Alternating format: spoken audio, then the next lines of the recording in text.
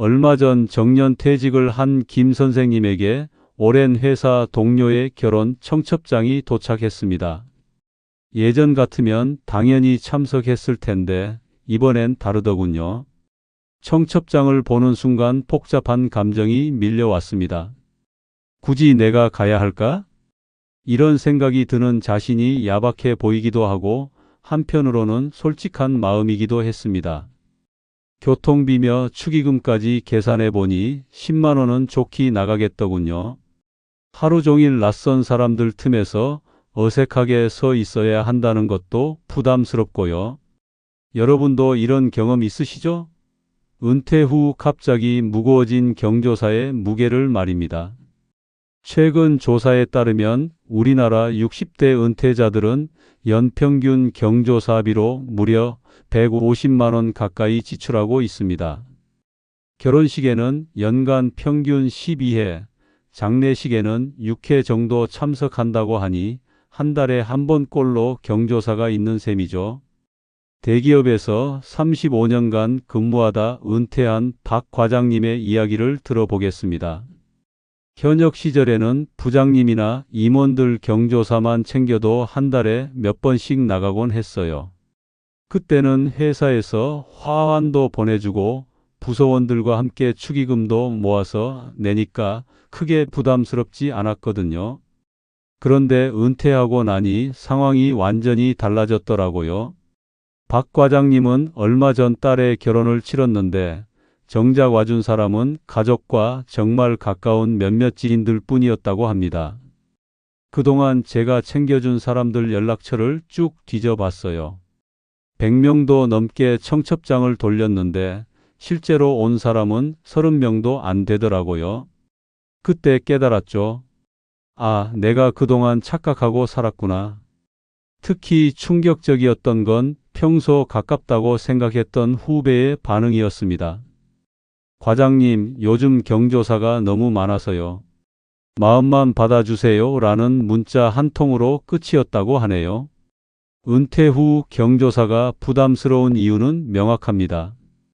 수입은 현역 시절의 절반도 안 되는데 지출해야 할 경조사는 오히려 늘어나기 때문입니다. 50대 후반부터 60대 중반은 인생에서 경조사가 가장 집중되는 시기입니다. 자녀들이 결혼 정년기를 맞고 부모님 세대는 7순, 8순을 넘기면서 건강이 악화되죠. 동시에 동년배 친구들의 자녀 결혼 소식도 줄을 잇습니다.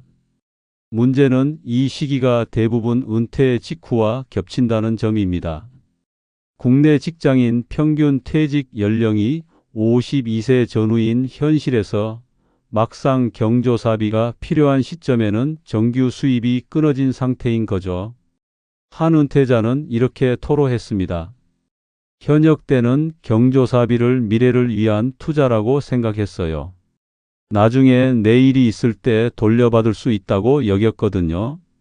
그런데 막상 우리 아이 결혼식을 해보니 그동안 제가 낸 돈의 절반도 안 돌아오더라고요. 요즘 경조사 문화를 보면 참 씁쓸한 면이 많습니다.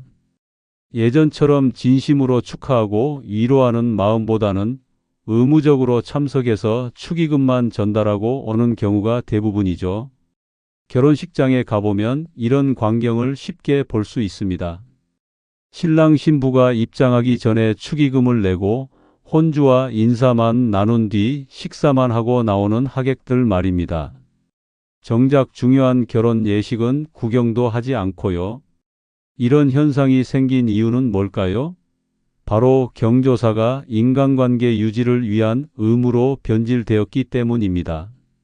진심 어린 축하와 위로보다는 안 가면 관계가 틀어질까봐 어쩔 수 없이 참석하는 거죠.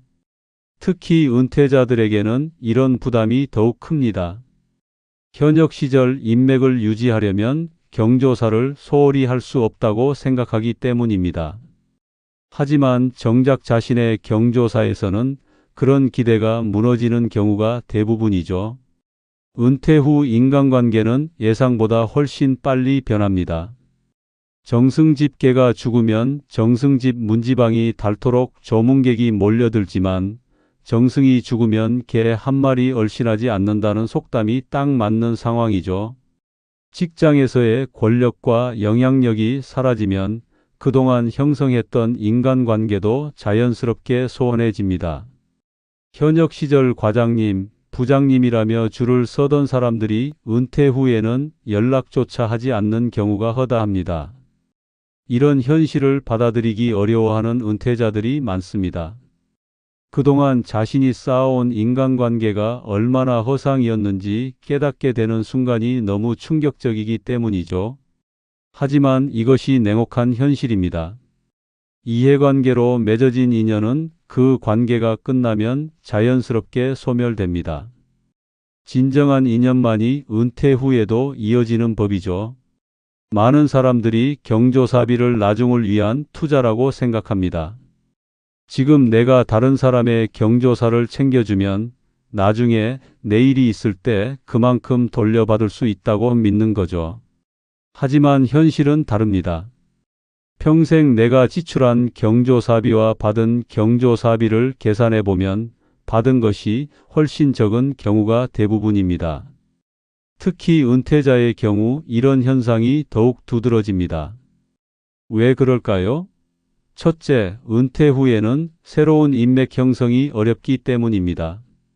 현역 시절에는 새로 들어온 후배나 동료들이 있어서 경조사 대상이 계속 늘어났지만 은퇴 후에는 그런 일이 없죠. 둘째, 젊은 세대일수록 경조사 문화에 소극적입니다. 요즘 20에서 30대들은 꼭 필요한 경조사가 아니면 참석하지 않는 경우가 많아요. 경제적 부담도 크고 개인주의 문화가 확산되면서 의무적인 경조사 참석을 부담스러워하기 때문입니다. 앞으로 경조사 부담은 더욱 커질 전망입니다. 여러 사회적 변화가 맞물리면서 은퇴자들의 경조사 부담을 가중시키고 있거든요. 먼저 수명 연장입니다. 평균 수명이 늘어나면서 부모님 세대의 장례식이 늦어지고 있어요. 예전에는 60대에 부모님을 떠나보내는 경우가 많았는데 이제는 70에서 80대에도 부모님이 살아계신 경우가 흔하죠. 당연히 장례 비용 부담이 은퇴 후로 미뤄지는 겁니다. 자녀들의 결혼 연령도 높아지고 있습니다. 30대 후반이나 40대 초반에 결혼하는 경우가 늘어나면서 부모 입장에서는 은퇴 후에 자녀 결혼을 치르게 되는 상황이 많아졌어요. 조기 퇴직 풍조도 한몫합니다. 명예퇴직이나 희망퇴직으로 50대 초반에 직장을 떠나는 사람들이 늘어나면서 경조사비 부담을 감당해야 하는 기간이 더욱 길어지고 있습니다. 그렇다면 경조사 부담을 어떻게 줄일 수 있을까요? 몇 가지 현실적인 방법을 제안해 드립니다. 첫째, 경조사 참석 기준을 명확히 세우세요. 모든 경조사에 참석할 필요는 없습니다. 정말 가까운 가족, 친구들의 경조사만 챙기고 형식적인 관계의 경조사는 과감히 포기하는 것도 필요해요. 둘째, 축의금 수준을 현실에 맞게 조정하세요. 은퇴 전과 같은 수준의 축의금을 고집할 필요가 없습니다. 마음을 표현하는 것이 중요하지 금액의 크기가 관계의 깊이를 결정하는 건 아니거든요. 셋째, 경조사비 예산을 미리 세워두세요. 한 해 경조사비 예산을 정해놓고 그 범위 내에서만 지출하는 겁니다. 예산을 초과하는 경조사는 부득이하게 포기하더라도 죄책감 갖지 마세요. 넷째, 다른 방법으로 마음을 표현하세요. 꼭 현금이나 현물로만 축하와 위로를 표현할 필요는 없어요. 진심 어린 축하 메시지나 안부 전화만으로도 충분히 마음을 전달할 수 있습니다. 사실 경조사 문화 자체가 변화하고 있습니다. 코로나19를 겪으면서 많은 사람들이 경조사의 의미를 다시 생각해 보게 되었거든요. 요즘 젊은 세대들은 스몰 웨딩이나 가족만의 결혼식을 선호하는 경우가 늘고 있어요. 형식적인 큰 잔치보다는 정말 소중한 사람들과만 의미 있는 시간을 보내고 싶어 하는 거죠. 장례 문화도 마찬가지입니다. 복잡한 절차와 과도한 비용 부담을 줄이고 간소하면서도 정성스럽게 고인을 기리는 방향으로 바뀌고 있어요. 이런 변화를 부정적으로 볼 필요는 없습니다. 오히려 경조사 본래의 의미인 진심 어린 축하와 위로로 돌아가는 과정이라고 봐야죠.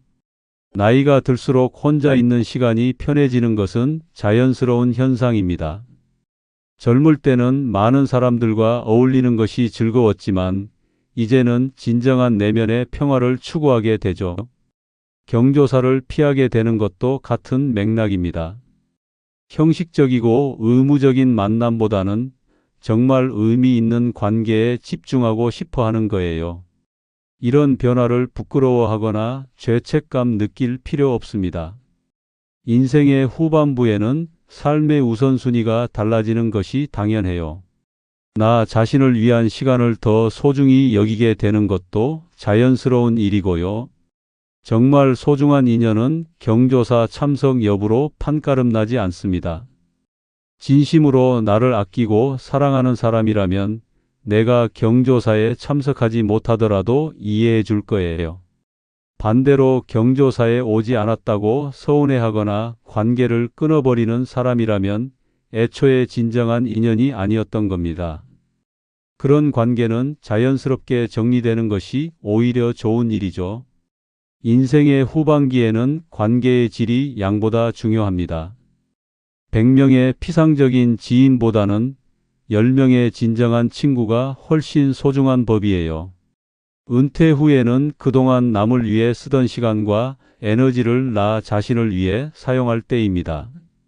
의무적인 경조사 참석으로 스트레스 받을 시간에 내가 진짜 하고 싶은 일을 하는 것이 훨씬 의미 있어요.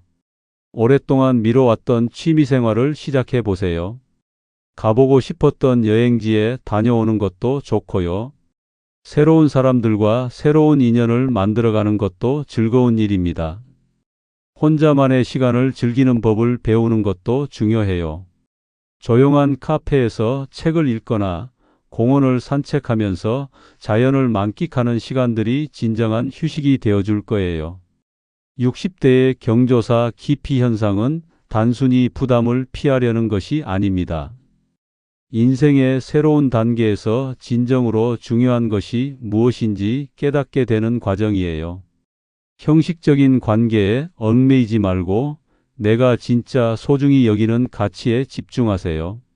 남의 시선이나 평가에 휘둘리지 말고 내 마음이 편한 선택을 하는 것이 옳습니다. 경조사비로 쓸 돈이 있다면 나 자신을 위해 투자해 보세요. 건강을 위한 운동이나 취미 활동 혹은 가족과의 소중한 시간을 위해 사용하는 것이 훨씬 의미 있을 거예요. 인생은 한 번뿐입니다. 남을 위해서만 살다가 정작 내 인생을 놓치면 안 되겠죠. 이제는 나 자신을 위한 선택을 해도 되는 나이입니다. 경조사를 피하는 60대들을 비난하거나 이기적이라고 생각하지 마세요. 그들은 단지 인생의 우선순위가 바뀐 것뿐입니다. 진정한 축하와 위로는 형식이 아닌 마음에서 나오는 법입니다. 꼭 경조사장에 가지 않더라도 진심 어린 관심과 사랑을 표현할 수 있는 방법은 얼마든지 있어요. 우리 모두 조금 더 여유롭고 이해심 많은 마음으로 서로를 바라봤으면 합니다. 그리고 각자의 선택을 존중하며 진정한 의미의 상부상조 정신을 되살려 나갔으면 좋겠어요. 나이 들어가는 것이 외롭고 서러운 일만은 아닙니다. 오히려 진정한 자유를 만끽할 수 있는 기회가 되기도 하거든요. 경조사의 부담에서 벗어나 진짜 내 인생을 사는 기쁨을 발견하시길 바랍니다.